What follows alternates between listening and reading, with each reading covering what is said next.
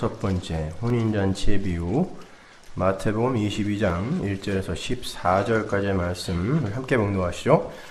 예수께서 다시 비유로 대답하여 가라사대 천국은 마치 자기 아들을 위하여 혼인잔치를 베푼 어떤 임금과 같으니 그 종들을 보내어 그 청한 사람들을 혼인잔치에 오라 하였더니 오기를 싫어하거늘 다시 다른 종들을 보내며 가로되 청한 사람들에게 이르기를 내가 오찬을 준비하되 나의 소와 살진 짐승을 잡고 모든 것을 갖추었으니 혼인잔치에 오소서 하라 하였더니 저희가 돌아보지도 않고 하나는 자기 밭으로 하나는 자기 상업차로 가고 그 남은 자들은 종들을 잡아 능욕하고 죽이니 임금이 노하여 군대를 보내어 그 살인한 자들을 진멸하고 그 동네를 불사르고 이에 종들에게 이르되 혼인잔치는 예비되었으나 청한 사람들은 합당치 아니하니 사거리 길에 가서 사람을 만나는 대로 혼인잔치에 청하여 오너라 한데 종들이 길에 나가 악한 자나 선한 자나 만나는 대로 모두 데려오니 혼인자리에 손이 가득한지라 임금이 손을 보러 들어올새 거기서 예복을 입지 않은 한 사람을 보고 가로되 친구여 어찌하여 예복을 입지 않고 여기 들어왔느냐 하니 저가 유구무원이거늘 임금이 사환들에게 말하되 그 수족을 결박하여 바깥 어두움에 내어 던지라 거기서 슬피 울며 이를 갈미 있으리라 하니라 청함을 받은 자는 많되 택함을 입은 자는 적으니라. 아멘. 여러분이 읽어보셔서 아시겠지만 이 비유가 그 쉬운 비유가 아닙니다. 굉장히 그 어려운 부분들이 많이 있는데 그냥 설렁설렁 다 넘어가서 그냥 하나님이 청한 자는 많은데 오는 사람은 별로 없구나로 그냥 결론을 짓기 때문에 그렇게 어려운 것처럼 보이지 않지만 상당히 어려운 그런 비유입니다. 제가 어렸을 적만 해도요, 해가 그 뉘엿뉘엿 서산으로 저물어 갈 때쯤이면 저녁 식사 준비를 마친 어머니들이 하나둘씩 밖으로 나오셔서 노는데 정신이 팔리는 아이들 이름을 부르면서 그들을 식사 자리로 불러들이시는 따뜻하고 다정한 모습들을 흔히 볼 수 있었습니다. 우리가 살고 있는 미국에서는 좀처럼 볼 수 없는 그런 풍경이죠. 아무개야 밥 먹어라 라고 이렇게 어머니의 초청에 아이들 대부분이 반색을 하며 뛰어가죠. 근데 간혹 안 먹어 라는 대답으로 어머니의 그 식사 초청을 거절하는 아이들이 있어요. 그 아이들은 여지없이 딱지치기나 구슬치기 등에 푹 빠져서 배고픔을 잊고 배고픔을 애써 감추면서 어머니의 식사 초청을 거절하는 것이었어요. 그 초청을 거절하면 나중에 어떻게 된다는 걸 생각도 못하는 것입니다. 그냥 어디에 푹 빠져서 그 당시에 어머니의 초청을 거절하는 거죠. 지금 돌이켜 생각해 보면 아무짝에도 쓸모없는 그런 딱지나 구슬에 대한 집착이 어머니의 그 따뜻한 밥상회로의 초대를 거절할 만큼 가치 있어 보였던 그 어린 시절의 그 치기 어린 어리석음이 우습기만 합니다만 당시에는 그런 놀이가 왜 그렇게 가치가 있어 보였는지 구슬과 딱지에 마치 사활을 건 사람처럼 그렇게 집착을 했었죠. 철이 들면서 결국 그러한 수고와 노력의 열매들이 전부 어디로 갔어요? 쓰레기통으로 들어갔습니다. 쓸모가 하나도 없었잖아요. 저는 오늘 본문을 읽으면서 바로 그런 어리석은 세상 사람들의 치기를 읽을 수 있었어요. 그렇게 항상 역사는 오물로, 배설물로 발각이 되고 묵시는 그 오물들과 충돌하는 현상으로 역사는 진행이 되는 거예요. 선악과를 따먹은 아담들이 배설해 놓은 게 역사입니다. 이 역사, 여러분이 살아가는 시간이고 인생이고 역사예요. 그게 그 역사를 하늘의 묵시, 하늘의 뜻과 하늘의 계획, 그게 영원 속에서의 하나님의 뜻이거든요. 그 하늘의 묵시는 이 역사를 항상 충돌시켜 들어오면서 먹어버리는 거예요. 그리고 결국은 이 묵시가 원하는 결과를 만들어내는 게 종결입니다. 바로 바로의 강팍한 마음을 묵시가 삼켜서 출애굽을 성취하죠. 바로의 강팍한 마음은 역사가 내놓은 오물이란 말입니다. 그걸 하나님의 묵시가 치고 들어와서 출애굽이라는 선으로 바꿔버리는 거예요. 요셉의 형들이 요셉을 팔아버린 사건을 묵시가 품어 안고 선으로 바꾸는 것이죠. 역사는 그렇게 묵시에 의한 새 창조를 향해 치닫고 있는 거예요. 역사는 계속 타락과 폐역과 어둠만 내놔요. 배설물과 오물만 내어놓는데 묵시가 역사를 치고 들어와서 결국은 묵시의 결과물을 만들어내고 마는 거예요. 열매를 만들어내고 마는 거예요. 그럼에도 인간들은 역사와 현실에 집착을 해서 묵시의 세계를 놓치고 있어요. 관심이 없어요, 아예. 오늘 본문은 그렇게 묵시와 역사의 충돌을 보여주고 있는 비유입니다. 지금부터 차근차근 한번 풀어보도록 하겠습니다. 조금 어려워요, 오늘도요. 오늘 본문을 올바로 해석을 하기 위해서는 이 혼인잔치의 비유가 어디서부터 출발하여 서술되고 있는지를 먼저 살펴야 돼요. 문맥 속에서 살펴야 된단 말입니다. 이 혼인잔치의 비유는 21장에 예수님의 예루살렘 입성에서부터 이어지고 있는 거예요. 마태복음 21장에는 드디어 예수님께서 나귀를 타고 예루살렘에 입성하시는 것을 시작으로 해서 성전을 뒤엎으시고 애꿎은 무화과 나무를 저주하시는 그런 주님의 모습과 또 두 아들의 비유와 패역한 포도원 농부의 비유가 이어져요. 다 같은 내러티브예요. 맥이 같단 말입니다. 그리고 22장에서 이어지는 게 바로 오늘 본문의 혼인잔치의 비유인 거예요. 우리는 그러한 내러티브를 통해서 마태가 그 일련의 사건들과 비유들을 통해 일관성 있는 한 가지 메시지를 던지고 있음을 알 수 있어야 돼요. 그렇다면 오늘 우리가 공부하고 있는 혼인잔치의 비유를 좀 더 정확하게 해석을 하기 위해서는 마태복음 21장의 그 사건들과 비유들을 올바로 이해하는 게 우선이에요. 제가 먼저 간단하게 마태복음 21장의 여러 가지 사건들과 비유들을 개괄적으로 설명을 해드리고 오늘 본문의 비유를 제가 구체적으로 강의를 해드릴게요. 먼저 마태복음 21장을 여는 예수님의 예루살렘 입성에 대해서 한번 살펴보자고요. 마태복음 21장 1절로 갑니다.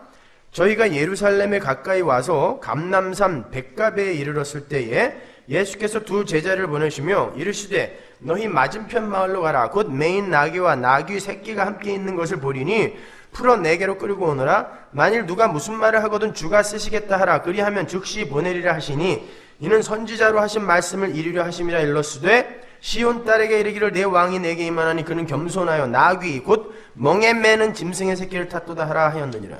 이게 어디에서 인용한 거죠? 스가랴서예요. 스가랴서 9장으로 가볼게요. 9절. 시온에 따라 크게 기뻐할지어다. 예루살렘에 따라 즐거이 부를지어다. 보라 네 왕이 내게 임하나니 그는 공의로우며 구원을 베풀며 겸손하여서 나귀를 타나니 나귀의 작은 것 곧 나귀 새끼니라. 근데 비교해 보세요. 스가랴서에는 멍에 매는 짐승의 새끼라는 어구가 없어요. 근데 예수님이 굳이 멍에 매는 짐승의 새끼라는 어구를 끼워 넣으셨어요. 왜 그랬을까요? 당시 유대인들이 나귀를 타고 들어오시는 메시아를 기다리면서 뭔가를 오해하고 있었기 때문에 그래요. 유대인들은 이 스가랴서 9장 9절을 삶의 모토로 삼았어요. 아주 문설주, 임방, 손톱에다까지 새기고 있었던 게 이 스가랴서 9장 9절입니다. 메시아가 나귀를 타고 올 거라는 것이죠. 근데 어떤 메시아? 민속 메시아.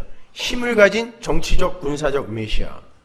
근데 예수님이 거기다가 멍에 매는 짐승의 새끼라는 어구를 끼워 넣음으로 해서 그 메시아 아니다라는 걸 지금 암시하고 계시는 거예요.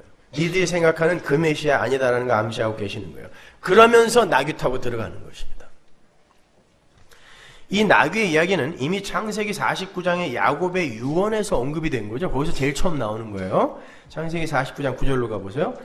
유다는 사자 새끼로다. 내 아들아 너는 움킨 것을 찢고 올라갔도다. 그의 엎드리고 웅크림이 숫사자 같고 암사자 같으니 누가 그를 범할 수 있으랴. 홀이 유다를 떠나지 아니하며 치리자의 지팡이가 그 발 사이에서 떠나지 아니하시기를 실로가 오시기까지. 실로는 메시아예요. 실로가 오시기까지 미치리니 그에게 모든 백성이 복종하리로다. 그의 나귀를 포도나무에 매며 그 암나귀 새끼를 아름다운 포도나무에 맬 것이며 또 그 옷을 포도주에 빨며 그 복장을 포도즙에 빨리로다. 나귀와 암나귀 새끼가 다른 단어이고 앞에 포도나무와 뒤에 포도나무가 다른 단어예요. 앞에 포도나무는 게펜, 뒤에 포도나무는 소레크, 가지예요. 뒤에 거는. 그러니까 암나귀 새끼는 포도나무 가지에 매이는 거고 나귀는 포도나무에 매이는 거예요. 그건 연합을 이야기하는 거거든요. 그분은 자신의 옷을 포도주에 빨 거라고 그러죠. 포도나무이신 예수님이 겸손의 상징인 나귀에 자신을 연합시키는 거예요. 접붙임이라 그러죠. 매는 거예요. 그게 매고 교회를 상징하는 신부로서의 암나귀 새끼를 포도나무 가지에, 요한복음에 나오잖아요. 예수라는 포도나무에 우리가 가지로 붙는 거잖아요. 포도나무 가지에 이 암나귀 새끼를 묶어버리는 거예요. 예수님의 형국으로 같이 연합시켜버리는 거예요. 이건 굉장히 중요한 거예요. 그러니까 그 그림은 포도나무이신 예수님이 겸손의 상징인 나귀의 매임으로 나귀와 연합이 되시고, 그게 뭐예요? 십자가예요. 그게 십자가를 지시고 신부인 교회 암나귀 새끼가 포도나무 가지에 묶여서 그 포도나무가 맺는 열매를 맺게 되는 그림이에요. 요한복음까지 연결시켜서 이해를 하셔야 되는 거예요. 그래서 마태복음에서도 나귀의 등에 예수님이 타기 전에 제자들의 겉옷이 얹혀지고 그 위에 예수님이 타는 거예요. 제자들과 예수님과 나귀가 하나로 연합이 되는 것입니다. 바로 나귀의 연약한 모습으로 제자들과 예수님이 그렇게 들어가 죽게 되는 거예요. 그 제자들 속에는 우리가 들어가 있는 것이고요. 자, 그런데 그 묶임에 나오는 그 묶임에서, 그 매임에서 나오는 그 열매는 하나님의 전쟁에 참여함으로 나오게 되는 열매를 가리켜요. 어디서 그걸 추론할 수 있냐면, 여기에서 메다라고 번역이 된 히브리어 아사르라는 단어가 전쟁에 참여하다, 전쟁에 함께 동참하다, 묶이다, 이런 뜻이란 말이죠. 그러니까 예수님의 전쟁에 암나귀 새끼인 교회가 함께 묶여서 포도나무 가지로 참여하게 되고 그 전쟁의 결과로 열매가 맺게 되는 거예요. 그 전쟁은 물론 죄와 세상과의 전쟁을 말하는 거예요. 그런데 그 죄와 세상은 다른 곳에 있는 게 아니라 내 안을 가득 메우고 있단 말입니다. 내 안에 있단 말이에요. 그 죄와 세상이. 따라서 예수님의 전쟁과 성도의 전쟁은 바로 자기 부인의 전쟁인 거예요. 우리를 치고 들어오는 거예요. 백마를 탄, 그리고 철장을 든 예수, 요한계시록 19장의 예수는 바로 우리 안에 마귀적 속성, 그 죄를 치고 들어오는 거란 말입니다. 예수님은 우리와 싸우시는 거예요. 그게 포도나무에 묶인 성도가 맺는 열매예요. 그러니까 포도나무에 묶인, 암나귀 새끼로 묶인 그 성도가 맺는 열매가 뭐예요? 자기 부인의 열매. 그 자기 부인의 열매, 자기가 부인되고 완전히 비워지면 예수가 가득 채워져서 완전한 열매가 맺히게 되는 거예요. 그게 열매예요. 여러분 착한 일 몇 개 더 하는 거 그거 열매 아니란 말입니다. 중요한 건 그렇게 포도나무 가지에 암나귀 새끼가 묶여서 열매를 맺기 위해서는 먼저 선행이 돼야 할 것이 있는데, 그게 그 겸손의 나귀에 묶인 예수의 옷이 포도즙, 피로 물들어야 되는 거예요. 그게 유다에게 주어진 야곱의 유언이란 말입니다. 거기에 나오잖아요. 그 옷을 포도주에 빤다고. 그 나귀를 타신 자의 옷을 포도주에 빤대요. 그건 이사야서 63장에 나오죠. 1절로 가볼게요. 이걸 다 연결해야 한 이야기가 나오는 거예요. 따로따로 떼어서 이해를 하면 절대 이해 못합니다. 에돔에서 오며 홍의를 입고 보스라에서 오는 자가 누구뇨? 그 화려한 의복 큰 능력으로 걷는 자가 누구뇨? 그는 내니 의를 말하는 자요 구원하기에 능한 자니라. 어찌하여 내 의복이 붉으며 내 옷이 포도즙 틀을 밟는 자 같으뇨? 만민 중에 나와 함께한 자가 없이 내가 홀로 포도즙 틀을 밟았는데 내가 노함을 인하여 무리를 밟았고 분함을 인하여 짓밟았으므로 그들의 선혈이 내 옷에 뛰어 내 의복을 다 더럽혔음이니 이는 내 원수 갚는 날이 내 마음에 있고 내 구속할 해가 왔으나 내가 본즉 도와주는 자도 없고 붙들어주는 자도 없으므로 이상히 여겨 내 팔이 나를 구원하며 내 분이 나를 붙들었음이라. 내가 노함을 인하여 만민을 밟았으며 내가 분함을 인하여 그들을 취케 하고 그들의 선혈로 땅에 쏟아지게 하였느니라. 실로의 옷이 붉게 물든 이유가 뭐예요? 분노 때문이에요. 진노 때문이에요. 죄에 대한 분노. 그렇죠? 그런데 그 피가 자기를 붉게 물들여 버리는 거예요. 밟긴 밟았는데 자기가 피로 물들어 버려요. 그건 무슨 말이죠? 자기가 스스로 자기를 밟는 것입니다. 그 십자가를 이야기하는 거예요. 그런데 그 나귀와 포도나무의 십자가가 암나귀 새끼인 교회에게 그대로 유전이 된단 말입니다. 그게 창세기 49장의 이야기인 거예요. 나귀가 포도나무에 매이고 암나귀 새끼가 포도나무 가지에 매인단 말입니다. 그건 전체가 연합이 돼요. 그래서 제자들이 나귀 위에다가 자기들 옷을 얹고 그 위에 예수가 앉는 거예요. 제자들을 깔고 앉는 것입니다. 다 데리고 가겠다는 거예요. 어디로? 십자가로 데리고 가겠다는 것입니다. 그래서 제가 교회는 이 땅에서 예수님의 십자가를 실제화하여 살게 되는 것이라고 말씀을 드리는 거예요. 그 이야기는 요한계시록에서 절정에 이르죠. 19장 11절 보세요. 또 내가 하늘이 열린 것을 보니 보라 백마와 탄 자가 있으니 그 이름은 충신과 진실이라. 그가 공의로 심판하며 싸우더라.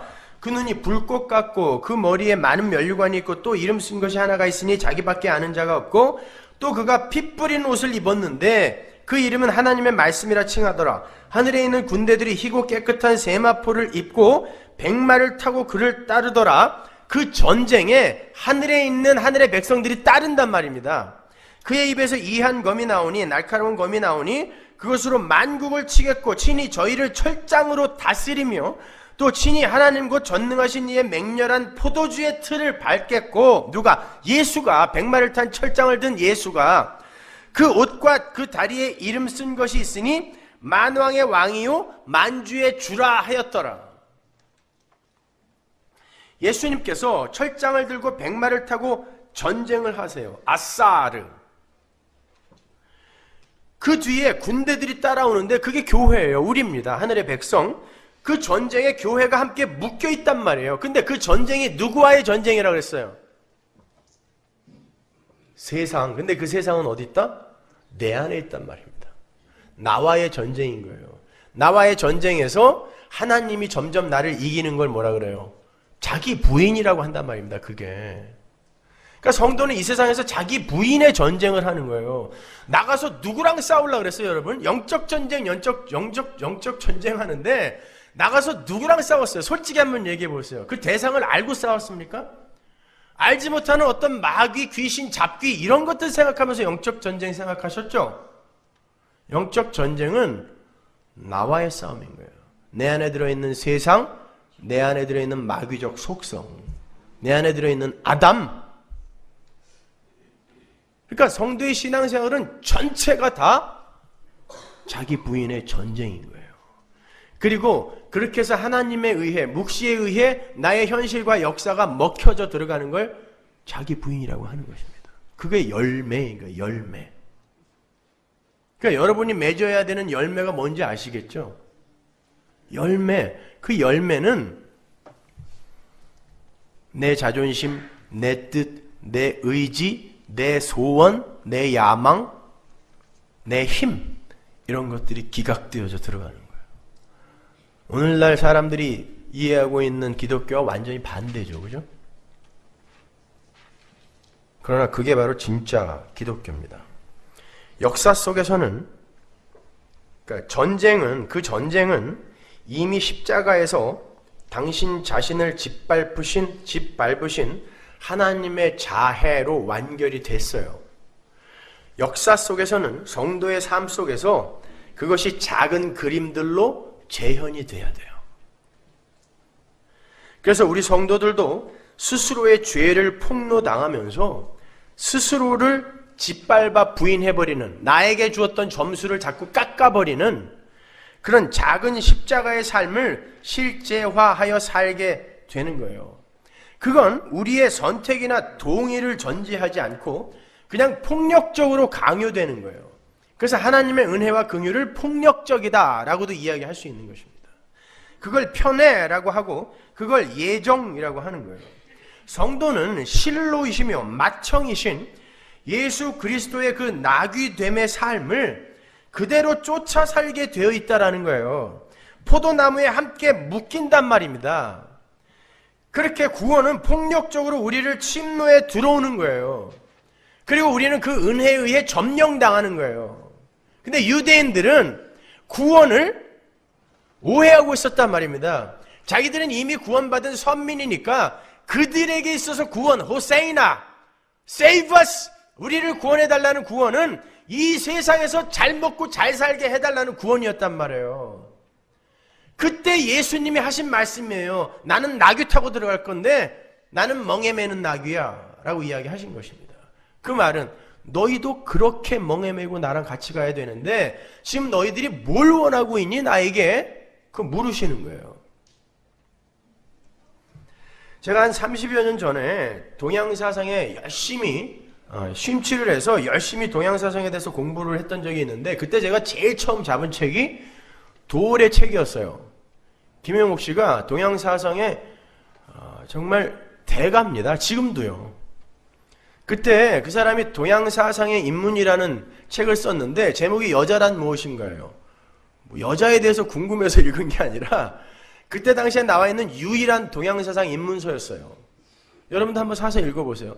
탁월합니다. 저는 그때 대학교 때인데 그 책을 읽으면서 우리나라에 이런 사람이 있다는 것에 대해서 굉장히 자랑스럽게 했던 사람이에요. 근데 동양사상을 쭉 풀어놓은 건 좋은데 하나님에 대해서 그 사람이 중간중간 언급을 해요. 그분은 장로님의 아들이고 신학을 공부한 사람이에요. 근데 그 하나님을 우리를 폭력적으로 밀고 들어오는 깡패 새끼라고 자꾸 써놓은 거예요. 그것도 반복해서. 제가 읽다가 너무 화가 나갔고요. 아무리 그래도 그렇지 하나님 보고 깡패 새끼가 뭡니까?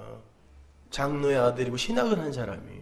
제가 편지 썼어요. 그때는 작가들에게 팬들이 편지 쓰는 게 아주 유행이었어요. 제가 뭐라고 썼냐면 야 이 개 자제분아 네가 뭔데 우리 하나님 보고 깡패 새끼라는 말을 이렇게 서슴없이 쓰냐. 너 앞으로 절대 내가 믿는 하나님을 가리켜 깡패 새끼란 말 쓰지 말아라 이 깡패 새끼야. 굉장히 당황했을 거예요. 근데요, 그 사람의 표현은 틀렸지만 그 사람이 보는 하나님의 은혜의 폭력성은 맞는 거예요. 하나님은 우리와 상의하지 않아요. 우리를 설득하지도 않습니다. 타협하지도 않아요. 협상하지도 않아요. 그냥 당신의 뜻과 계획을 역사 속에 밀고 들어와 버리세요. 은혜의 폭력성입니다. 그런 면에서 하나님의 묵시가 폭력적이다라고 이야기를 하는 거예요. 이 나귀와 포도나무의 이야기가 최초로 언급이 된 유다에 대한 유언이 유다의 삶 속에서 어떻게 성취가 되죠? 그걸 알아야 지금 우리가 쭉 늘어놓은 포도나무와 나귀의 이야기, 포도즙 틀을 밟는 이야기, 옷이 포도즙에 젖는 이야기가 하나로 이제 정리가 된단 말이에요. 유다에게 주어진 예언이 메시아에 대한 예언이었잖아요. 그게 그 삶에서 메시아와 그분의 하실 일이 그림자로 나타나야 되죠. 유다가 유언을 받았으니까요. 나귀와 그 포도주의 이야기가 그의 삶에 어떻게 나타났어요? 유다의 삶에. 유다의 삶이 성경에 기록된 것이라고는 유일하게 다말과의 불륜 사건밖에 없어요. 그러면 거기에 지금 나귀와 포도주의 이야기가 들어있다라는 이야기란 말입니다. 유다의 장자가 아이를 낳지 못하고 죽어요. 그 장자는 아버지의 기업을 유업으로 받을 자죠. 그 장자의 아들은 반드시 있어야 돼요. 왜? 아버지의 기업이 그리로 흘러내려가야 되기 때문에. 아버지의 유업이란 아버지의 언약, 아버지의 뜻, 아버지의 약속의 성취를 이야기하는 거예요. 그게 기업이에요. 유업이에요. 그것이. 그런데 아버지의 언약이 장자의 죽음으로 끊어질 판이에요. 유다의 장자가 죽었단 말입니다. 그때 이미 형사 취수, 시형제 결혼법이라고 그러죠. 고엘제도. 그것이 이미 시행이 돼요. 그 속에 하나님의 언약 성취의 필연성과 확실성, 그리고 장자됨의 그 유전 법칙이 들어있어요. 무슨 얘기인지 한번 잘 들어보세요. 장자가 후사가 없이 죽으면 차자가, 둘째가 그 자리를 접수해요. 차자가 후사를 내지 못하면 셋째가 그 자리를 접수해야 돼요. 그러니까 동생들은 아버지의 유업, 즉 아버지의 언약을 성취해내기 위해서 반드시 장자의 궤적을 그대로 쫓아내서 살아야 된다는 뜻이에요. 장자가 죽으면 차자, 셋째, 넷째가 계속 그 자리로 편입이 되어 투입이 된단 말입니다. 그리고 장자의 역할로 편입이 되는 거예요. 그리고는 결국 아버지의 유업을 이을 언약의 후손을 생산해내야 되는 거예요. 누가 됐든지 계속 들어가야 돼요. 언약의 성취를 위해서, 완결을 위해서 동생들이 계속해서 장자의 자리에서 장자됨을 물려받는 거죠. 그게 시형제 결혼법이에요. 그런데 유다가 그 언약의 흐름을 막고 선 거예요.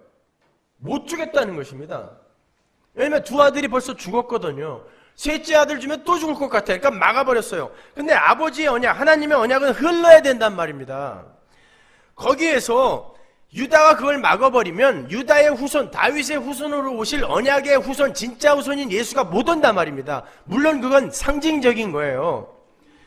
거기에서 유다는 선악과를 따먹고 스스로가 왕의 자리에 앉아서 하나님의 언약과 뜻을 무시하는 율법주의 속에 전체 아담을 대표하고 있는 거예요. 왜 내가 내 것을 손해보면서 하나님의 언약을 성취해내야 되냐는 거죠. 그게 하나님의 은혜의 자리를 떠나 스스로 하나님처럼 되겠다고 나선 아담의 모습인 거예요. 유다가 바로 그 자리를 지금 그 자리에 앉아 있는 거예요. 하나님의 영광을 위해 살아야 하는 자가 자기의 영광을 위해서 하나님의 뜻과 언약을 무시해버리는, 자기의 영광을 위해서 모든 걸 올인해버리는 그런 자로 바뀌어 있는 거예요. 그 모습을 유다가 지금 보여주는 거예요. 내가 왜 내 자식들을 손해보면서 하나님의 언약을 성취해야 돼? 안 돼! 막아버린 거죠. 바로 그러한 아담 속의 유다를 구원하고 하나님의 언약을 성취시키기 위해 투입된 게 누굽니까? 다말이란 말입니다. 순결한 다말이 창녀가 되는 수모를 겪는 거예요. 그 다말이 바로 자신을 짓밟아서 원수를 살려내는 예수님의 모습인 거예요. 자기가 포도즙 틀이 되어서 자기 스스로를 밟아버리는 것입니다. 창녀가 되는 거예요. 불륜녀가 되어버리는 거예요. 그런 한이 있더라도 하나님의 언약은 이어져야 된다가 바로 다말이었어요. 밧세바가 또 그렇게 그 다말의 그림을 이어받고 있는 거고요. 그건 제가 다음에 설명해 드릴게요. 성경은 그걸 겸손이라 그래요. 그래서 겸손의 나귀예요. 상대방의 짐을 대신 지고, 나귀는 원래 그거잖아요. 나귀는 남의 짐을 대신 지고 그 사람이 가자는 곳으로 가는 게 나귀란 말입니다. 그러니까 그 상대방의 짐을 대신 지고 묵묵히 그 상대방을 위해서 멍해를 감수하는 거, 그걸 겸손이라 그래요. 반대는 휘브리스, 교만이라 그러죠. 인간이 자기 자리를 떠나 신의 영역을 침범한 걸 교만이라 그런단 말입니다. 그 반대가 겸손이에요. 오히려 다른 이의 짐을 내가지고 그분이 가자는 곳으로 가는 거, 그게 겸손의 낙이란 말입니다. 그렇게 장자의 동생들은요, 아버지의 언약과 뜻을 성취하기 위해서 아버지의 영광을 위해 장자의 자리로 정확하게 연합되는 삶을 살아야 된단 말이에요. 여기까지 이해 가세요? 그게 시형제 결혼법이란 말입니다. 형사 취수제. 형이 죽으면 동생이 계속 장자의 자리로 올라가서 반드시 언약의 후손을 만들어내야 된단 말이에요. 근데 그렇게 아버지의 영광을 위해서 자기가 어떤 손해도 감수해야 하는 그런 하나님 절대 의존적 존재, 그 아들의 삶이 선악과로 말미암아 깨졌잖아요. 깨졌어요. 유다가 바로 그 모습을 보여주는 거예요. 깨졌어요. 그때 어떻게 해야 되냐고요. 그걸 깨트린 장자 대신에 진짜 새로운 장자가 그 자리에 들어가서 그 장자가 해야 할 일을 성취해내는 거예요. 그게 예수입니다. 하나님이 아담이라는 아들을 만들어놨는데 그가 내가 왜 하나님의 언약을 성취해야 돼요? 내가 왜 내 손해를 보면서 당신을 위해서만 살아야 돼요? 내가 왜 내 영광을 포기하고 당신의 영광만 위해서 살아야 돼요? 라고 장자의 자리에서 죽어버린 거예요. 그건요, 죄와 허물로. 그때 진짜 장자인 예수가 그 장자의 자리에 들어가서 결국 교회를, 약속의 후손, 언약의 후손을 완성해내는 거예요. 그게 구원입니다.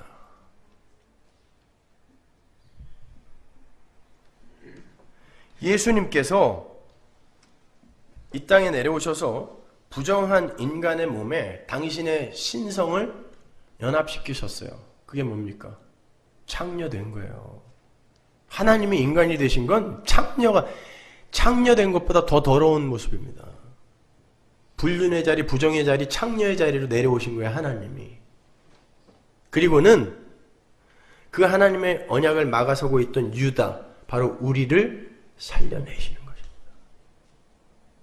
하나님이, 예수가 다말이 되는 거예요. 그런데 그 교회는 그렇게 해서 영적으로 완결이 되고 완성이 되었는데 가시적 역사 속에서는 계속 진행 중에 있는 상태예요. 그죠? 가시적 역사 속에서는 아직 하나님 나라에 안 들어온 이들이 많이 있잖아요. 가시적 역사 속에서는 교회가 완성이 지금 안 돼 있단 말입니다. 이 지역 교회 속에서는. 그렇죠? 자, 그럼 그 예수님의 동생들이 이 역사 속을 살아가면서 이 역사 속에서 그 교회의 완성을 위해서 어떤 삶을 살아야 된다? 역시 장자의 삶을 살아야 되는 거예요. 계속해서 장자들이 그 장자의 자리에 들어가서 죽고 또 들어가서 또 죽고 또 들어가서 또 죽고, 이게 교회의 역사인 것입니다. 참교회의 역사. 하나님의 교회는 그렇게 우리의 첫 장자, 그 첫 장자의 자리를 계속해서 물려받는 거예요. 유전되는 거예요. 그게 시형제의 결혼법 안에 들어가 있는 것입니다. 따라서 여러분은 이 세상에서 교회의 완성, 그건 곧 나의 거룩의 완성이기도 해요. 내가 하나님의 백성으로 완성되는 그 자리가 하나님 나라의 완성이며 교회의 완성이란 말입니다. 그 완성의 자리, 완결의 자리를 성취해내기 위해 여러분이 그 맏아들 예수의 자리를, 예수가 우리를 위해 죽어버렸잖아요. 계속해서 우리가 그 자리를 들어가는 거예요. 그게 자기 부인입니다. 예수가 자기를 완전히 부인해버리고 자기를 완전히 비워내버리고 언약의 백성 교회를 창조해낸 것처럼 역사 속에서 그 예수, 맏아들 예수의 동생들이 계속 그 맏아들 장자의 자리를 똑같이 차고 앉아야 되는 것입니다. 그래서 교회는 이 땅에서 죽는 거라고 하는 거예요. 십자가를 지는 거라고 이야기하는 것입니다, 여러분.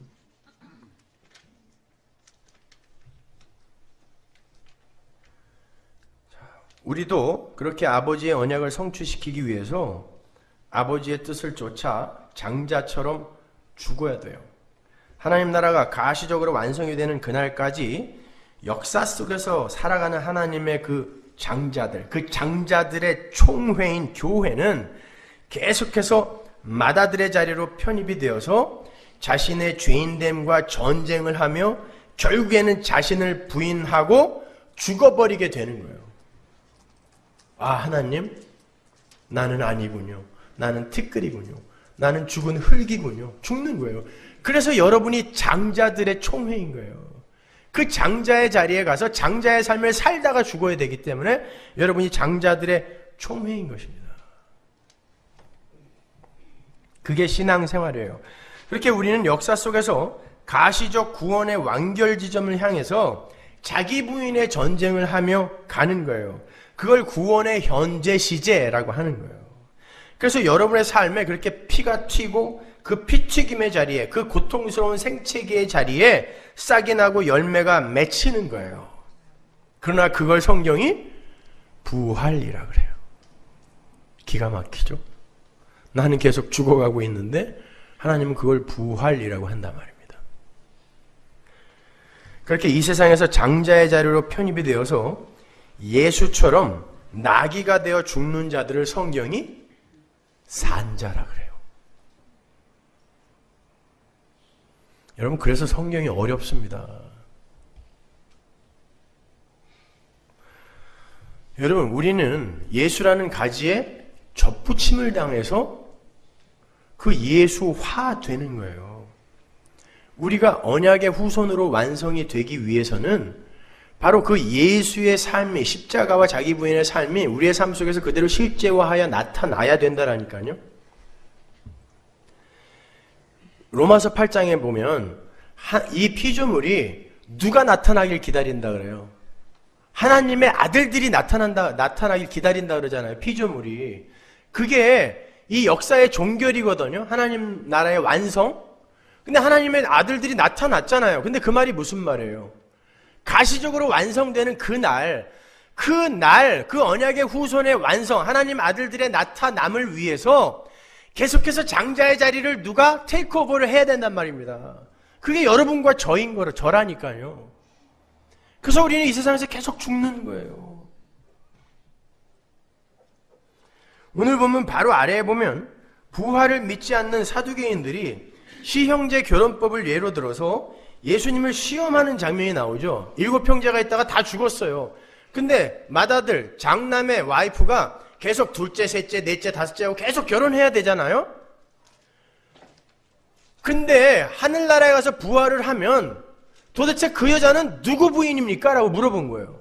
원래 사두개인들은 부활을 안 믿습니다. 그러니까 시험하려고 물은 거예요. 그때 예수님이 이런 대답을 하신단 말입니다. 22장 31절. 죽은 자의 부활을 의논할진대 하나님이 너희에게 말씀하신 바 나는 아브라함의 하나님이요 이삭의 하나님이요 야곱의 하나님이로라 하신 것을 읽어보지 못하였느냐? 하나님은 죽은 자의 하나님이 아니요 산 자의 하나님이시니라 하시니 무리가 듣고 그의 가르치심에 놀라더라. 이게 무슨 말인데 놀랬을까요? 여러분, 이 말 듣고 여러분도 함께 놀라셨습니까? 무슨 말이에요 이게? 그들이 7 형제가 있는데 한 여자가 7 형제랑 다 결혼했다. 나중에 부활했을 때 이 여자가 누구 와이프냐 물었는데 예수님이 나는 아브라함과 이삭과 야곱의 하나님 산자의 하나님이다 로 대답을 해버렸어요. 근데 깜짝 놀랬대요. 동문서답이에요? 우문현답입니다. 부활은 여러분이 원하는 어떤 몸으로, 여러분이 상상하고 있는, 추구하고 있는 어떤 몸으로 그렇게 다시 살아나는 것을 부활이라고 하지 않는다는 거예요. 성경에서. 진짜 부활은 아브라함과 이삭과 야곱, 그들은 이 땅에서 하나님의 장자의 자리를 테이크오버하면서 죽은 자들이에요. 다. 죽었는데 하나님은 그들을 산자라고 이야기한단 말입니다. 그렇게 이 땅에서 하나님의 뜻을 조차 예수 그리스도라는 장자의 삶을 조차 사는 그 삶이 부활이라는 거예요. 그리고 그 삶을 온전히 살아내는 걸 하나님 나라라고 그래요. 그게 진짜 부활이란 말입니다. 나는 나중에 어떤 몸으로 태어날까? 연사마처럼,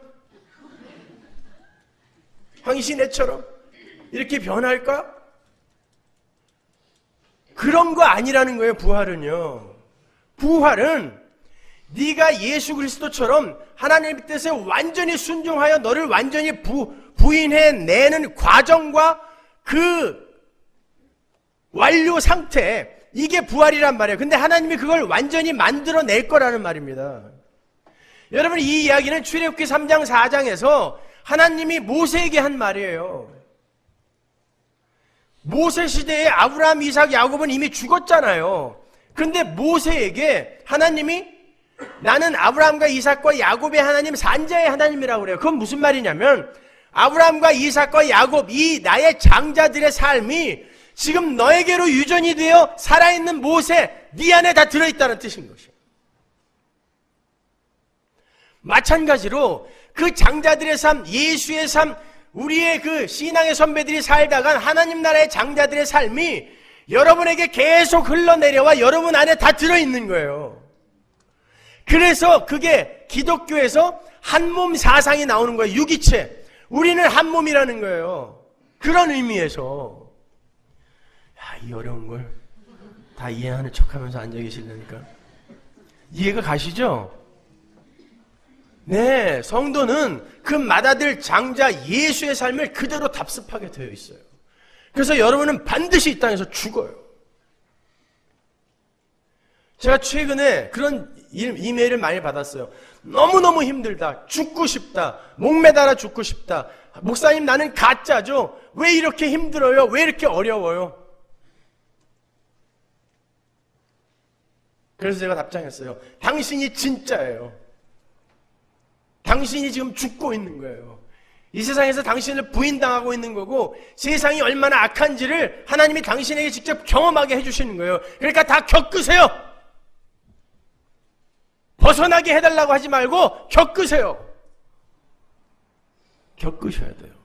여러분은 여기서 치를 떨고 가셔야 돼요. 아, 하나님의 집, 내 아버지의 집, 그 집 떠나면 집 나가면 개고생이구나 배우고 가셔야 되는 것입니다. 이 세상 속에서. 그게 우리 신앙생활이에요. 그런데 뭘 구하는 것입니까? 예배당에 와서.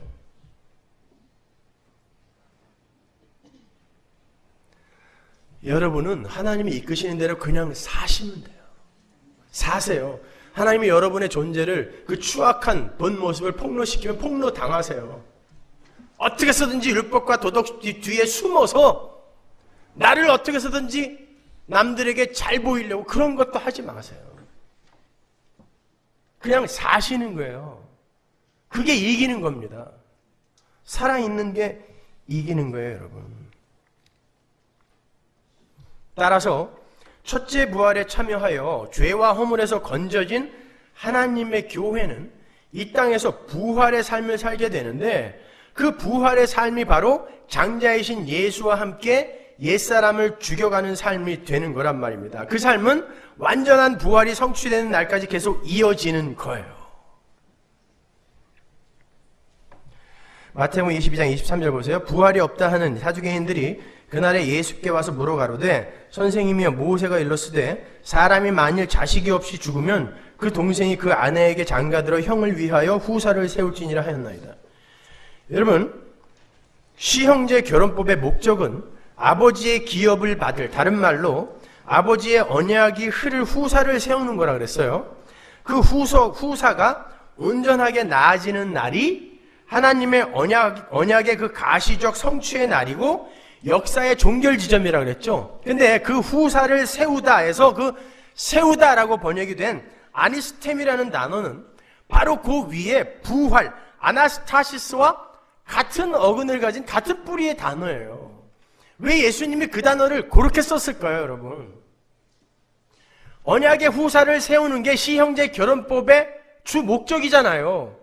근데 바로 그 위에서 부활을 그거와 같은 뿌리의 단어로 쓰신단 말입니다. 그러니까 인류의 이 역사의 목적은 역사의 온전한 부활, 우리 인간의 죄인의 온전한 부활, 하나님 나라의 완성을 그 목적으로 하고 있는데 그 부활을 위해서는 하나님의 장자가 내려와서 죽어야 되고 그 장자의 죽음의 삶에, 자기 부인의 삶에 그 동생들이 계속 편입되는 삶을 살게 돼야 된다는 거예요. 그 역사 전체가 다. 그러니까 이 역사는 성도의 피가 튀기는 역사인 거예요. 그런 면에서 여러분들 이게 복음이라면 여러분 주변에서 몇 명이나 천국 갈 수 있을 것 같으세요? 몇 명이나? 오늘날의 이 기독교가 맞습니까? 기독교 아니에요, 이거요. 예수를 가장 강력한 힘으로 공격하는 게 오늘날 기독교예요.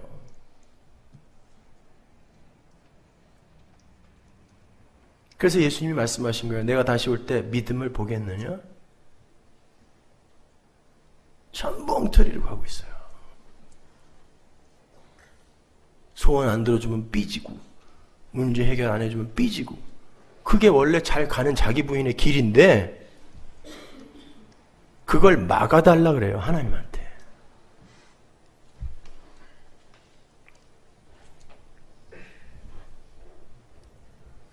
그러니까 여러분의 자신감이, 여러분의 야망이, 여러분의 세상적 소원이, 여러분 속의 마귀적 성품과 욕구가 점점 죽어가면 갈수록 여러분은 부활하고 계신 거예요.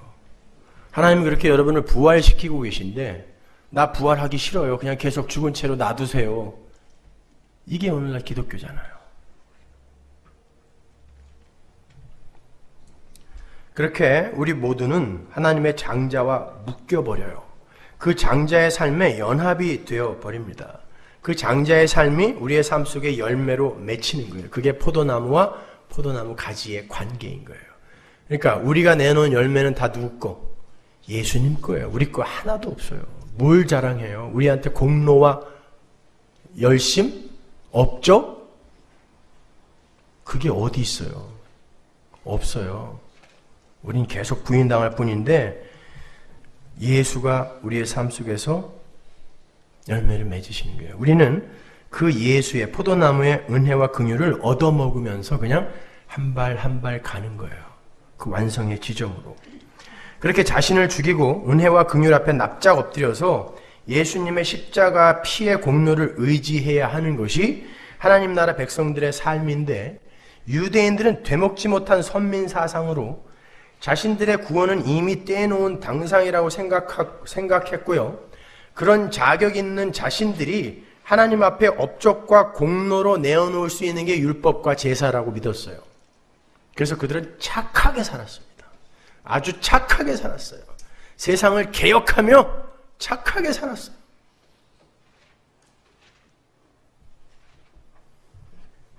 성도가 하나님 앞에 내어놓을 수 있는 열매는 자기 부인으로 말미암는 옛사람의 죽음입니다. 그리고 그로 말미암는 새사람으로의 부활이에요. 근데 우리가 뭘 개혁한다고요? 타고난 저마다의 소질을 개발해요? 그게 불교예요. 그건 나귀의 겸손으로 당신의 몸인 진노의 포도즙 틀을 밟으신 예수 그리스도의 은혜의 십자가면을 붙드는 면목 없음이 아니잖아요. 그게 바로 믿음인데, 우리는 예수의 피를 꼭 붙들고 나는 이 예수의 피 때문에 천국에 갈 수 있어요라는 뻔뻔스러움으로 그곳에 들어가는 거예요. 근데 뭐 좀 해놓고는 그 자랑하지 못해갖고 아주 안달을 부려요. 하나님은 인간의 업적이나 성취나 조건이나 자격, 열심, 노력 등에 의해서 복과 저주를 가르지 않으세요. 나귀를 타시고 포도주 틀을 밟으시는 예수님의 은혜로만 복과 저주가 갈려요.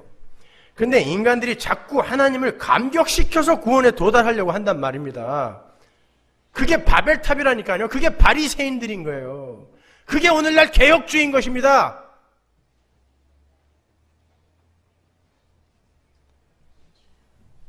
인간들이 그렇게 하나님을 감격시키려고 하는 그 시도, 그건 뭔가 자기들에 대해서 지금 착각하고 있다는 증거예요.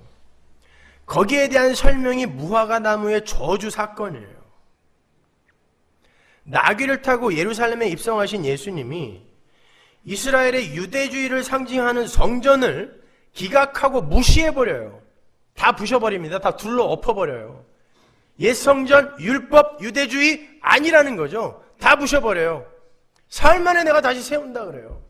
그건 자기가 그 옛 성전이 되어서 죽겠다는 얘기죠. 다시 세운다는 말은, 다시라는 말이 있으니까. 내가 성전을 품어안고 죽고 새로운 성전을 세우겠다는 거예요. 율법과 제사의 상징인 성전은 예수님의 예루살렘 입성의 의미, 나귀를 타고 포도나무에 매인 그 예수님의 일을 대척점에서 퇴색시켜버리는 거잖아요.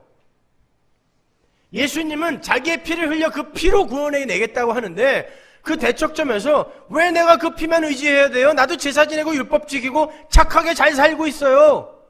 이야기하는 거예요. 예수님이 그 성전을 뒤집어 엎어버렸다니까요. 그게 힘의 원리 속의 세상이란 말입니다. 주님은 그들의 노력과 열심을 전부 뒤집어 엎으시고 그들의 모습이 바로 저주받는 무화과 나무의 모습이라는 걸 설명해 주기 위해서 뜬금없이 무화과 나무 앞으로 가는 거예요. 정신 나간 사람처럼. 무화과 나무 열매가 열릴 때가 아니었거든요, 그때는.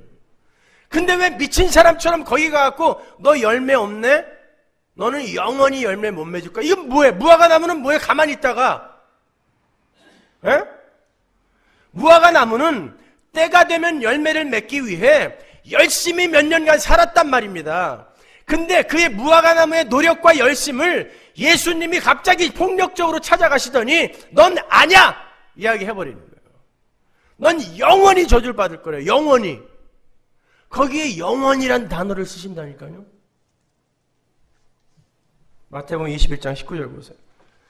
길가에서 한 무화과 나무를 보시고 그리로 가사 잎사귀밖에 아무것도 얻지 못하시고 나무에게 이르시되 이제부터 영원토록 내게 열매가 맺지 못하리라 하시니 무화과 나무가 곧 마른지라.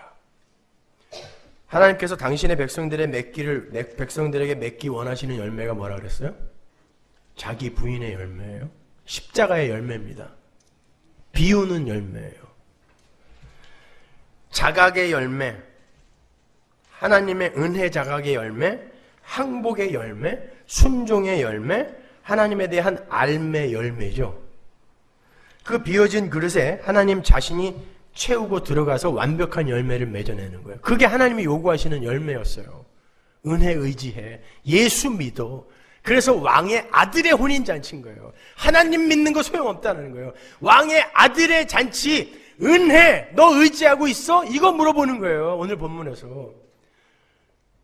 하나님 믿어서 천국 못 가요. 그게 유대인 아닙니까? 예수를 믿어야 돼요. 예수를 통해 나타난 하나님을 믿어야 되는 거예요. 그래서 유대교는 안 되는 거예요. 기독교만 되는 거예요. 길이 되는 거예요. 근데 인간들이 허다한 행위들을 내놓기는 하는데 그게 전부 자기 자신의 가치 향상과 자아 성취와 자아 긍정과 자아 실현의 행위들이에요. 바리새인들이 내놓은 것처럼 그걸 자랑해요. 금식 기도를 하는데 머리에 기름 바르고 대로에 서서 막 기도해요. 금식은 3일째가 제일 힘들어. 괜히 물어보지도 않았는데 금식하고 있다는 거죠, 자기.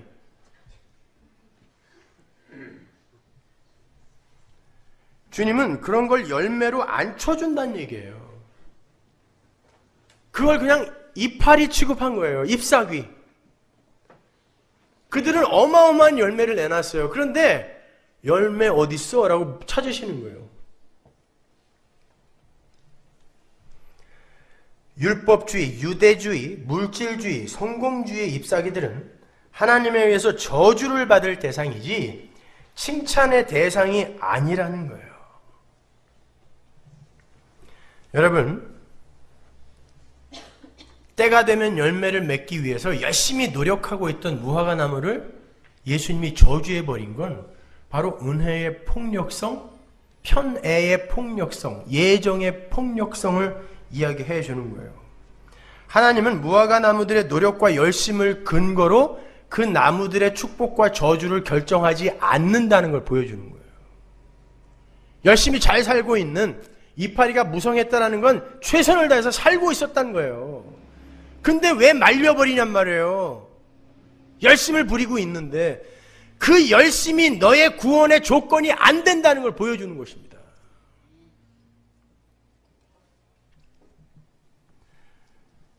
거기에 그 구원에 절대 하나님은 인간들의 노력과 열심을 개입시키지 않으세요. 그럼에도 아담 속의 인간들은 그걸 불공평하다 그래요.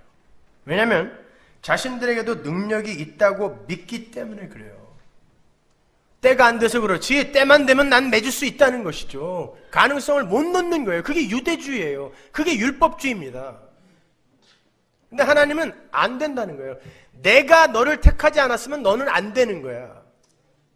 이파리를 풍성하게 달았는데 곧 열매 맺을 것 같은데 하나님이 저주해버리세요. 죽어. 여러분, 그게 구원입니다. 여러분, 인간은 이 세상에 태어날 때 중립지역에 태어나는 인간은 없어요. 악인 아니면 의인입니다.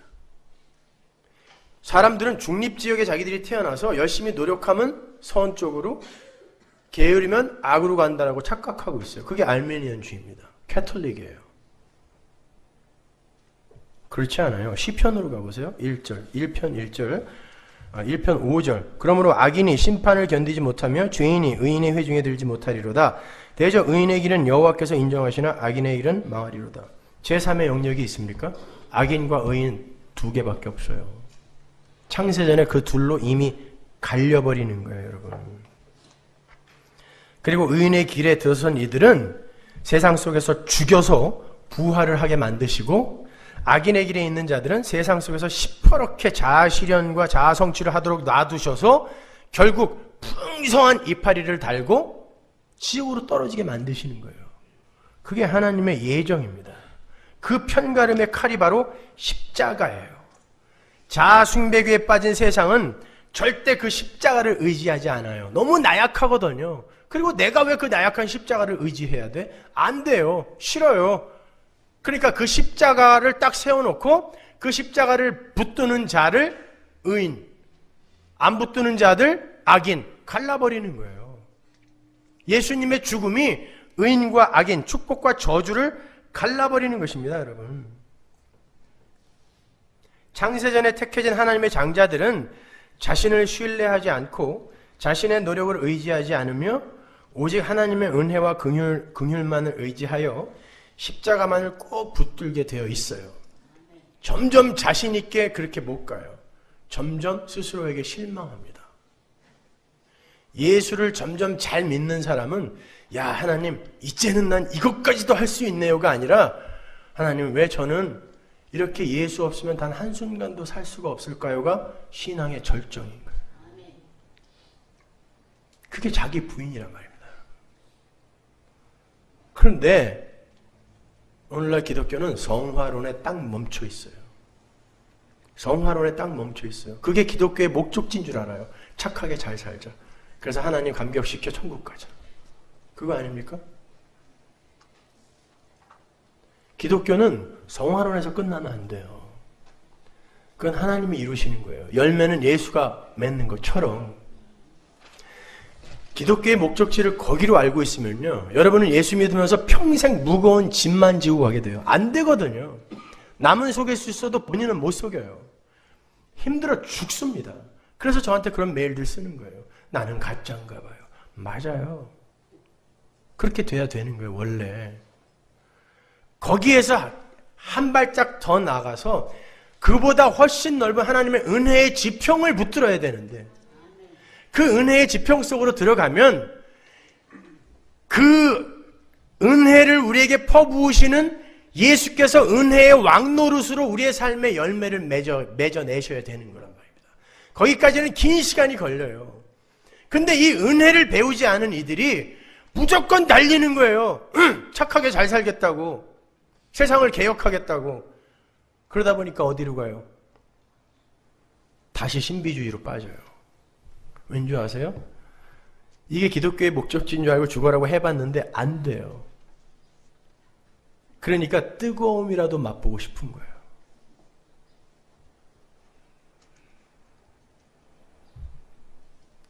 여러분, 지금 한국 개혁주의가 말할 수 없는 패닉 상태에 빠져 있습니다.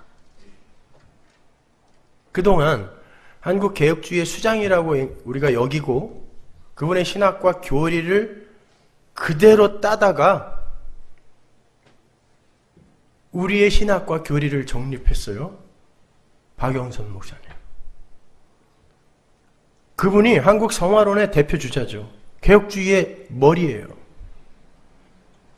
그런데 제가 예전에 그 교회에 설교하러 갔을 때도 똑같은 얘기를 하시더니 요즘은 설교에다가 대놓고 일부 예배는 순복음교회 가서 뜨겁게 드리고 오시고 2부 예배는 우리 교회 와서 말씀을 배우시라고 설교에다 대놓고 이렇게 말씀을 하세요. 왠지 아세요? 개혁주의가 성화론에 머물면 결국 그리로 돌아가는 것입니다. 한때 한국교회 전체로부터 이단 소리 들어가며 참 기독교를 고수하려고 했던 분이에요. 그러나 은혜의 지평까지 못 들어가면 결국 거기서 끝나는 것입니다. 도대체 이제 우리는 누구를 보고 어느 누구의 신학과 교리에 우리의 틀을 맞추냐고요. 그러니까 한국 개혁주의 목사들이 멍하니 패닉 상태가 됐어요. 나는 지금까지 그럼 뭐 한 건가? 여러분 생각해 보십시오. 예수님께서 잎사귀만 풍성한 무화과 나무, 세상 속 아담들을 어떤 방식으로 저주를 하셨습니까? 이 무화과 나무를 어떤 방식으로 저주를 하셨어요? 십자가에서 죽는 방식으로 편가름을 해서 저주를 해버리세요. 자기가 무화과 나무가 되셔서 자기가 저주해놓고 그 저주받은 무화과 나무가 되셔서 마른 막대기 십자가에서 저주받은 모습으로 죽어버리는 거예요. 그 모습으로 세상에 그 무화과 나무됨을, 저주받은 무화과 나무됨을 폭로하시는 거예요. 그렇다면 장자의 자리, 그 십자가의 자리에 필연적으로 편입이 되는 성도는 어떻게 하여 잎사귀만 풍성한 힘의 원리에 의한 그 자아 성취와 자아 실현의 그 세상을 분리해낼 수 있을까요? 성도는 세상을 심판한다면서요. 어떻게 심판해요? 예수님이 무화과 나무를 어떻게 심판했어요? 자기가 죽으면서, 자기가 죽음으로 해서. 성도는 똑같은 거예요. 이 세상에서 내가 죽음으로 해서 세상에 저주받은 무화과 나무 됨을 폭로시키는 거예요. 그리고 나의 저주받은 무화과 나무 됨, 그걸 품어 안고 죽으신 예수, 그 은혜를 붙들게 되는 거예요. 그래서 예수님이 너희가 믿음이 있으면, 진짜 믿음이 있으면 내가 이 무화과 나무에게 행한 일을 너희도 할 수 있다라고 이야기하는 거예요. 그걸 무슨 말로 이해하셨어요, 여러분? 돌아다니면서 무화과 나무 저주하고 돌아다니셨습니까? 안 됐죠? 그게 무슨 얘기냐고요. 내가 이 나무에게 한 걸 너희도 할 수 있다라는 게 무슨 말이냔 말입니다.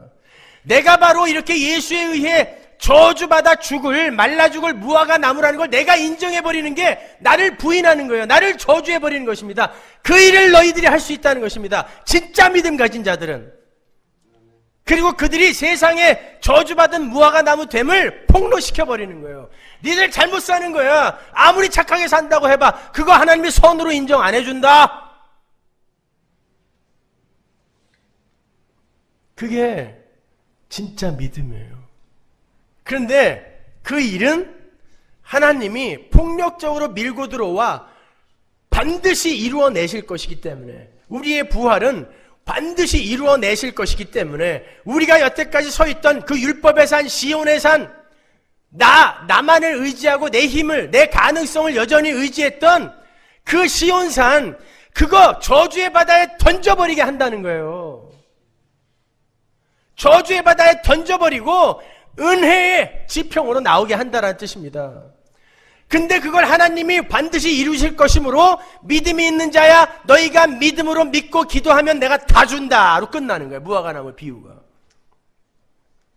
어렵습니까? 은혜와 예수와 십자가로 풀면 성경은 어려울 거 하나도 없어요.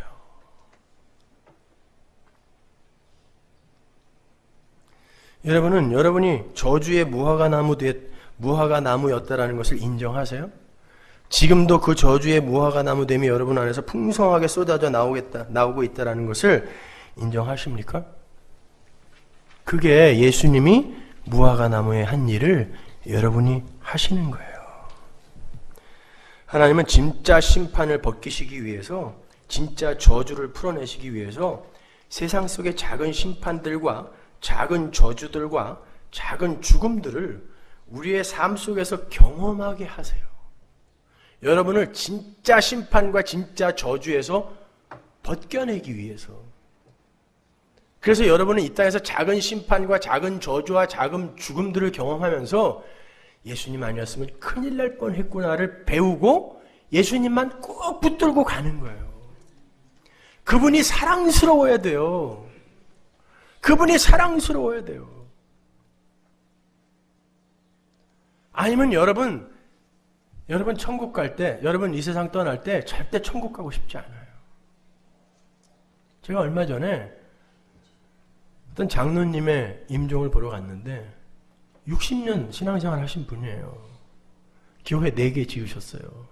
재산 교회에다가 다 갖다 바치신 분입니다. 근데 제 손을 붙들고 목사님 나 좀 살려달라고, 돌아가시는 마당에 목사님 나 좀 살려달라고, 난 아직 죽을 준비 안 됐는데 나 좀 살려달라고 그러세요. 제가 나중에는 너무 안타까워서 장로님 내 손을 붙들지 말고 반대편에서 손을 내밀고 계신 하나님의 손을 붙들어야지 왜 내 손을 붙들고 나에게 살려달라고 그럽니까? 60년 예수 믿은 거 다 어디다 갖다 버리고 왜 내 손을 잡고 살려달라고 그러십니까? 여러분은 그런 자신 있으세요? 예수님 만나러 갈 때 예수님, 내 사랑하는 예수님, 나 이제 갑니다. 내 님, 내 사랑하는 님, 내가 이제 가니 기다려주세요. 이런 마음으로 가실 수 있으세요?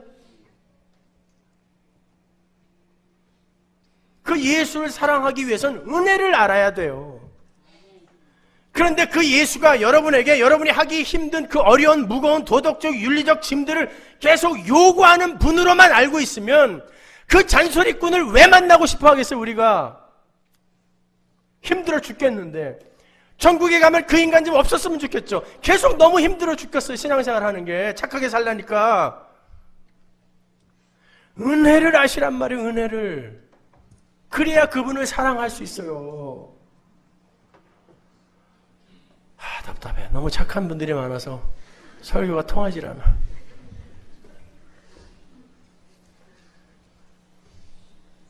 자, 그 은혜의 내러티브를 좀 더 강화시켜 보여주는 게 두 아들의 비유예요. 아버지로부터 포도원에 가서 일을 하라는 명령을 받은 맏아들은 아버지의 명령을 순종하겠다고 해놓고 가지 않죠. 둘째는 안 가요. 그래놓고 갑니다. 중요한 건 둘 다 네, 알았습니다 하고 간 사람이 없다는 거예요. 둘 다 실패입니다. 당연하게 알았어요 해놓고 안 간 사람은 바리새인이에요. 유대인이에요. 유대주의, 율법주의. 싫어요, 못해요 라고 했는데 간 사람은 여기서 이야기하는 세기, 세리와 창기, 나그네, 과부 이런 연약한 이들이에요. 이방인. 그들은 어떻게 가게 됐을까요? 하나님의 은혜로요. 그 이야기 하는 거예요.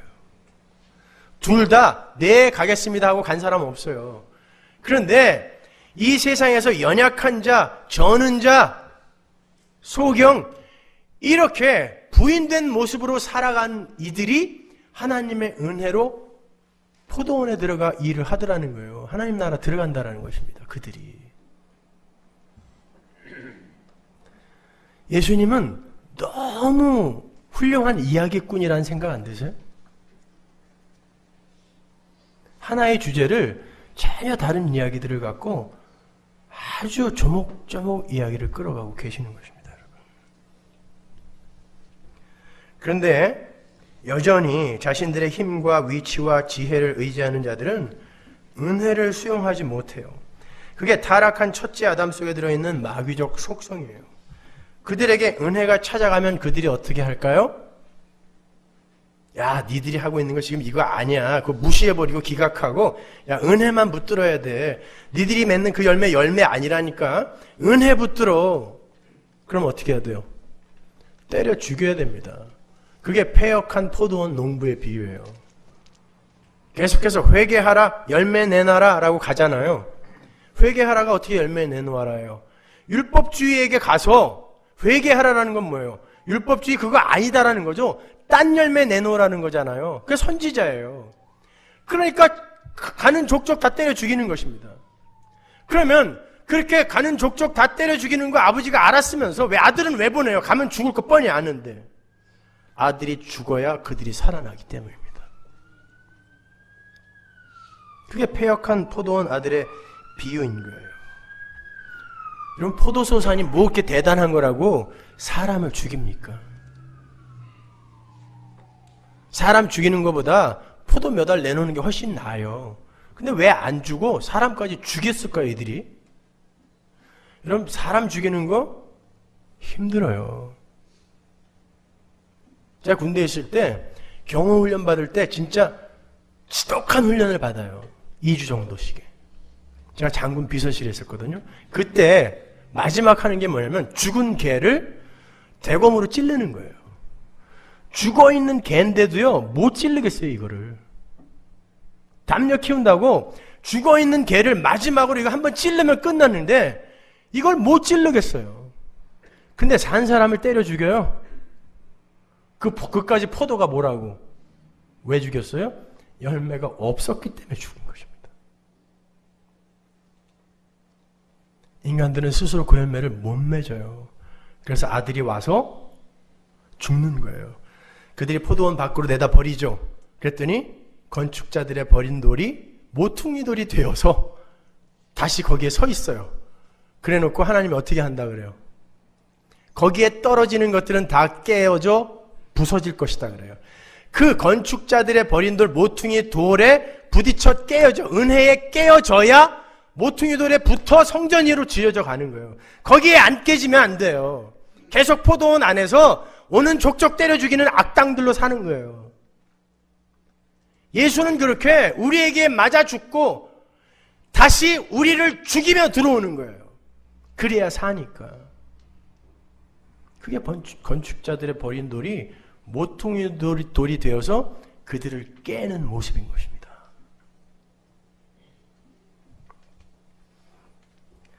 거기에 이어지는 게 바로 오늘 본문인 거예요.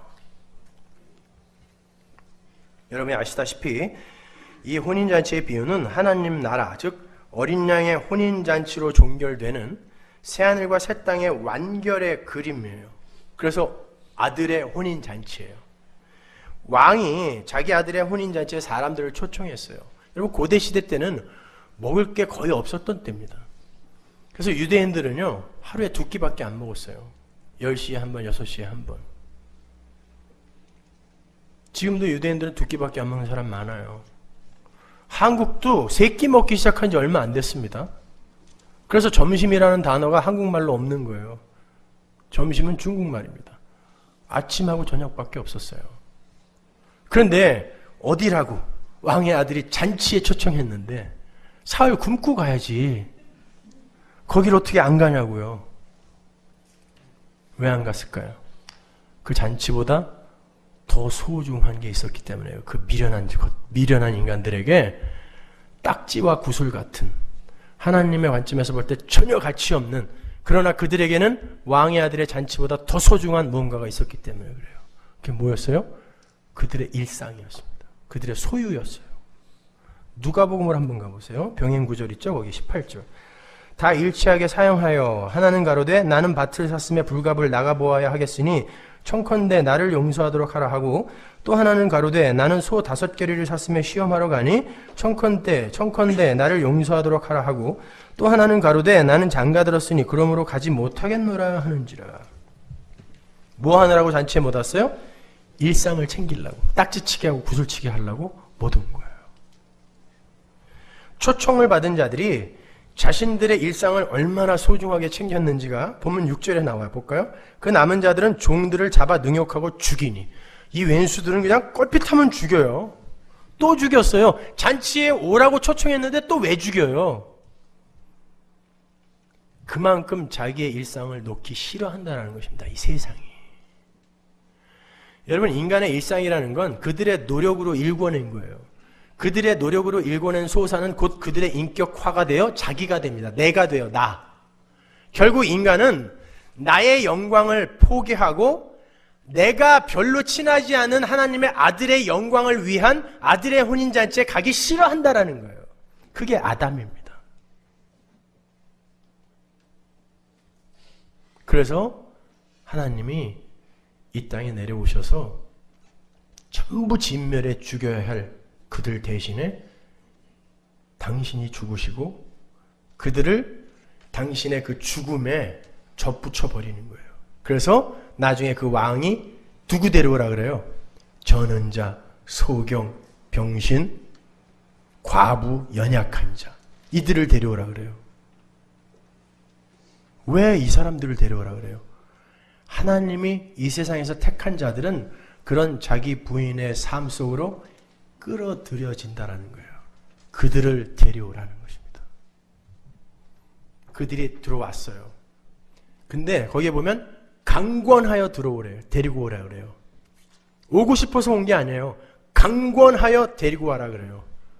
은혜의 폭력성입니다. 강권하여 데리고 와요. 이들도 일상이 있는데 강권하여 데리고 와요. 와서 멍청히 앉아 있었어요. 그랬더니 옷을 하나씩 주네요. 예복이에요. 그때 당시엔 잔치집에 가면 잔치집 주인이 자기가 만든 예복을 한 번씩 나눠줬어요. 선물로. 거기에 그 선물을 받은 사람은 요만큼도 기여를 못합니다. 그 잔치집 옷을 입고 자기 옷을 벗어야 돼요. 그래야 잔치에 참여한 자가 되는 거예요. 강권하여 그렇게 입어야 돼요. 그런데 한 사람이 그걸 안 입고 자기 옷을 여전히 입고 있어요. 어떻게 하라 그래요? 내보내서 죽여라. 교회에 들어와서 여전히 자기 옷 입고 있는 사람들이 있어요.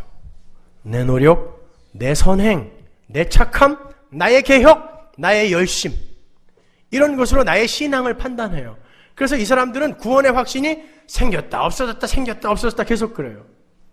남들에게 쪽팔려서 계속 나는 구원의 확신이 있어요, 한 번도 흔들린 적 없어요 그러는데, 본인 스스로에게서는 계속해서 흔들렸다 세웠다 흔들렸다 섰다 이래요.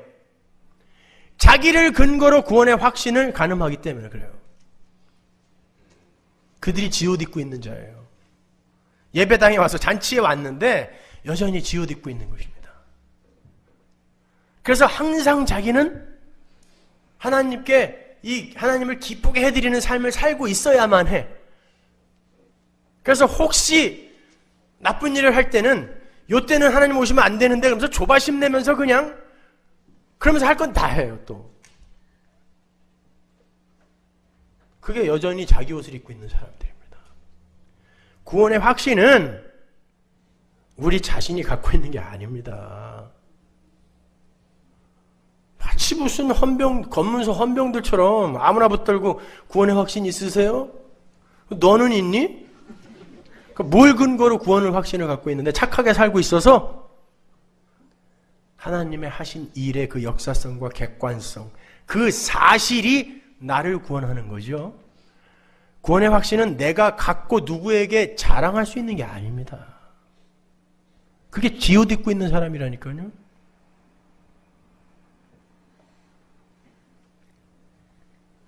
여러분, 이게 혼인잔치의 비유예요. 은혜입니다. 하나님의 은혜의 지평. 그 어린 양의 영광만을 위해 나를 비워내는 거예요. 내 모든 소유를 다 털어내는 거예요. 그런데 내 자존심, 내 인기, 내 가치 향상 위해서 내 착한 일, 선한 일, 내 헌금, 내 봉사, 내 구제, 이런 걸로 자기 예복을 입고 있는 거. 이런 자들을 하나님이 쟤 데리고 나와서 죽여라 그랬다니까요. 거꾸로 알고 있는 거죠. 그러니까 예복을 준비하자. 어떻게 준비하실 건데요? 그 예복. 그건 주인이 그냥 주는 거라니까요. 거기에다가 바느질 하나도 못해요. 우리는요. 근데 예복을 준비하세요. 여러분은 은혜 속으로 들어가서 그 은혜의 옷만 입으시면 돼요. 좀 자유하세요. 그 자유가 여러분을 하나님에 대한 사랑으로 끌고 가는 거고, 그 하나님에 대한 사랑이 감사를 격발시켜 여러분을 조금씩 부인시키고 변화시키는 거예요. 무슨 대단하게 뭐 그렇게 크게 성화를 이루셨다고 그냥 말만 하면 성화를 부려요. 네, 여러분, 하나님의 은혜는 그토록 큰 것입니다. 하나님의 은혜는 그렇게 깊은 거예요.